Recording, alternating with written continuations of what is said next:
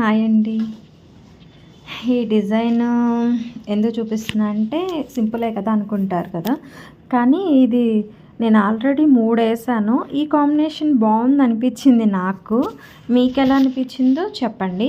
Plus ఇది stitching video ఉందండి, full video మీకు 2 డేస్లో అప్లోడ్ చేస్తాను.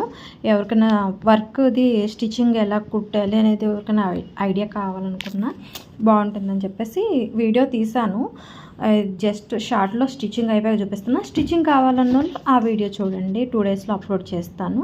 ఓకేనా? ఎలా ఉంది కలర్ కాంబినేషన్స్ చూసి చెప్పండి.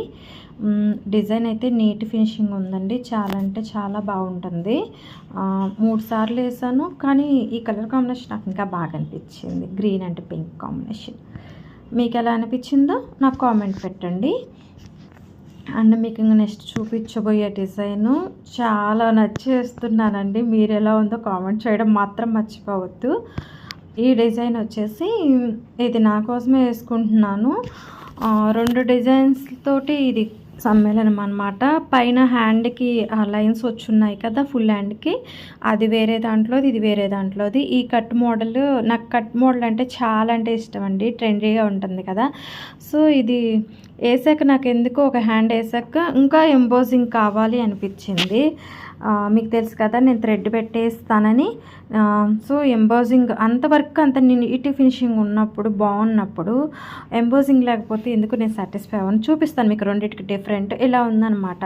అప్పుడు స్టిచ్చింగ్ చేసేటప్పుడు టైలర్కి కూడా నార్మల్గా కుట్టేస్తారు, దాని మీదకి థ్రెడ్ కూడా మిషన్ వర్క్ ఎక్కిపోతుంటుంది. అప్పుడు కొంచెం నాకు అంతగా నచ్చదు ఫినిషింగ్, లైట్ వెయిట్గా తేలుతున్నట్టు ఉంటుంది. ఇప్పుడు ఇక్కడ థ్రెడ్ పెట్టడం వల్ల సింగిల్ పాదం పెడతారు ఖచ్చితంగా టైలర్స్ వచ్చేసి.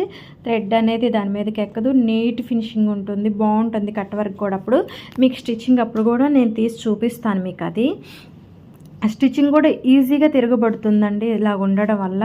చూడండి ఎంత ఎంపోజింగ్గా వస్తుందో. మీకు ఈ వీడియో ఎలా ఉంది అండ్ హ్యాండ్ ఎలా ఉందో నాకు కామెంట్ చేయడం మాత్రం మర్చిపోవద్దు. మీకు నచ్చిందా? నాకైతే బాగా నచ్చిందండి. 2 డిజైన్స్ అన్నమాట ఇవి. ఓకే, లైక్ చేయండి.